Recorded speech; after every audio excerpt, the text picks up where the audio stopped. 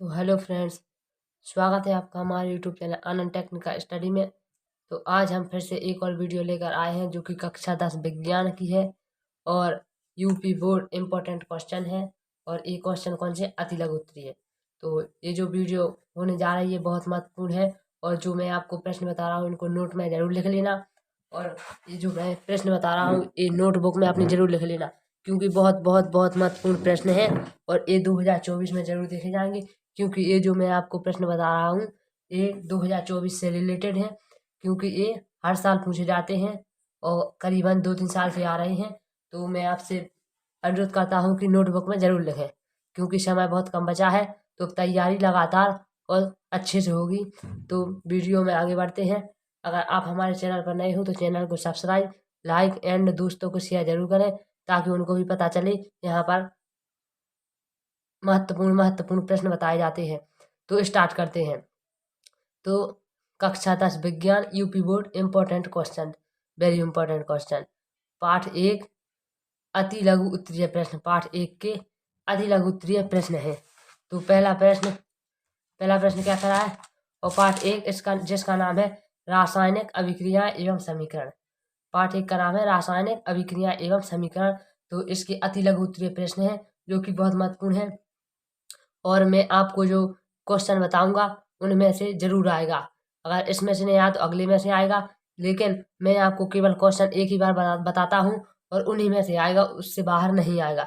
तो अति लघु उत्तरीय प्रश्न देख लेते हैं। प्रश्न नंबर 1, जलीय अवस्था क्या है। जलीय अवस्था क्या है। तो इसका अति लघु उत्तरीय केवल आपको कितने 10 या 15 शब्दों में देना है और आपका अति लघु उत्तरीय समाप्त हो जाएगा।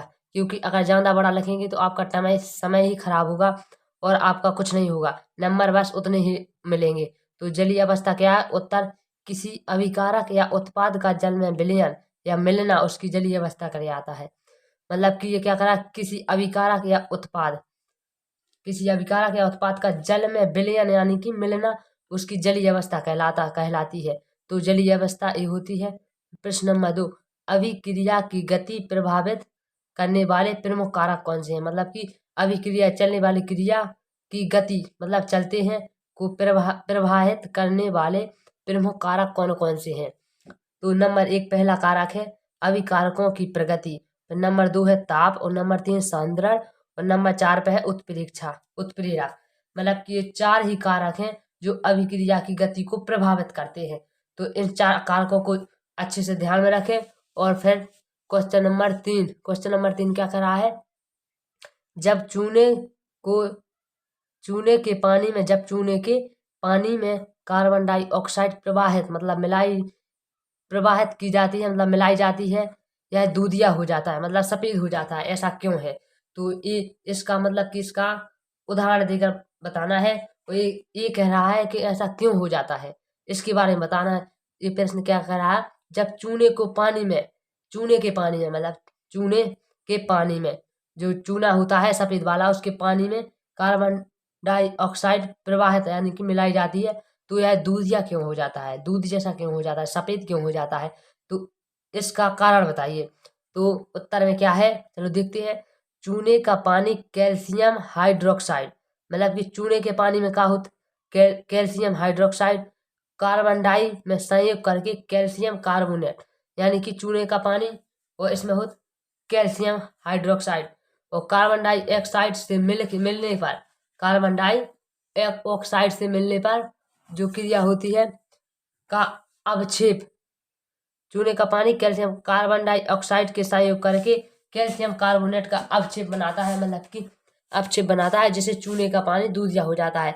मतलब कि अवक्षेप बनाता है, मिलाने पर अवक्षेप बनाता है, जिससे चूने का पानी दूधिया हो जाता है।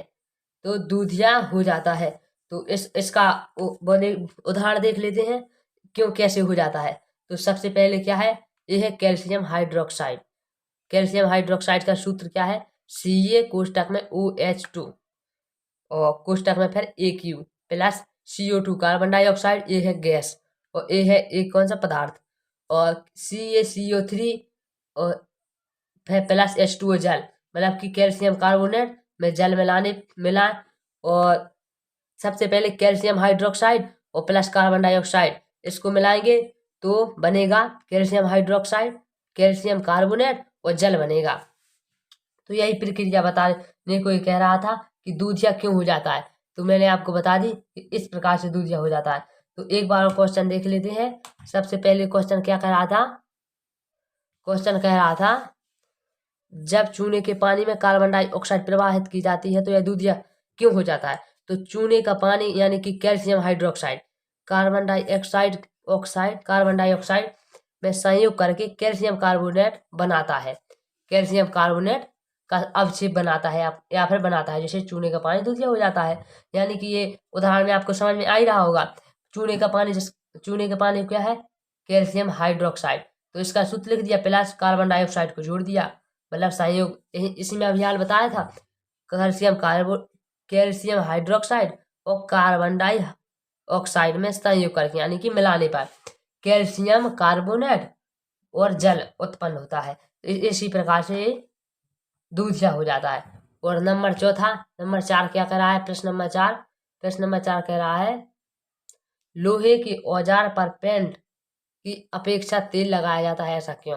मतलब कि जो लोहे के औजार होते हैं उसमें पेंट करने पर तेल क्यों लगाया जाता है? ये कह रहा है कि उस पर तेल क्यों लगाया जाता है। तो देखते हैं, लोहे के औजार पर पेंट की अपेक्षा तेल लगाना, यानी कि जब हम किसी भी चीज में पेंट लगाते हैं तो उसमें डीजल या फिर कोई तेल मिलाते हैं जिससे वो जंग मंग ना लगे। तो लोहे के औजार पर पेंट की अपेक्षा तेल लगाना वांछित समझा जाता है क्योंकि औजार का प्रयोग करने पर पेंट आसानी से छूट जाता है। यानी कि जो डीजल होता है यानी कि तेल होता है, जो तेल इस काम में आता है कि पेंट जल्दी छुटाने के काम में आता है। अगर कहीं आपका पेंट लग जाएगा तो पानी से नहीं छूटेगा, डीजल से या तेल ही से छूटेगा। तो ये कह रहा है, और ये मैंने आपको जो 4 क्वेश्चन बताए हैं ये बहुत महत्वपूर्ण है। एक बार देख लो पूरे क्वेश्चन।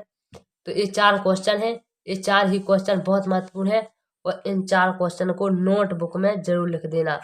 इस 4 क्वेश्चन को नोटबुक में जरूर लिख लेना क्योंकि ये 2024 के रिलेटेड है और यूपी बोर्ड यानी कि सभी बोर्ड में आ सकते हैं। तो ये 4 क्वेश्चन 100% नोटबुक में लिख लेना।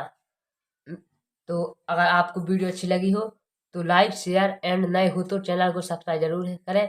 मिलते हैं इसकी अगली वीडियो लघु उत्तरीय प्रश्न की तरफ। तब तक के लिए जय हिंद जय भारत।